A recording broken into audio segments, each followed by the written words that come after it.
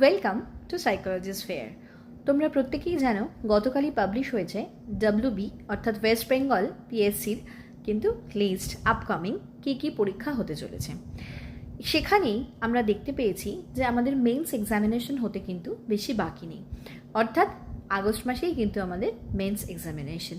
তো মেন্স এক্সামে যারা সাইকোলজিকে অপশনাল হিসেবে চুজ করেছো তাদের যে কোনো রকম সমস্যা এবং যদি কোনো মক সংক্রান্ত প্রশ্ন থেকে থাকে তাহলে অবশ্যই সেটা এই চ্যানেল সাইকোলজিস্ট ফেয়ারের কমেন্ট বক্সে এসে জানাও।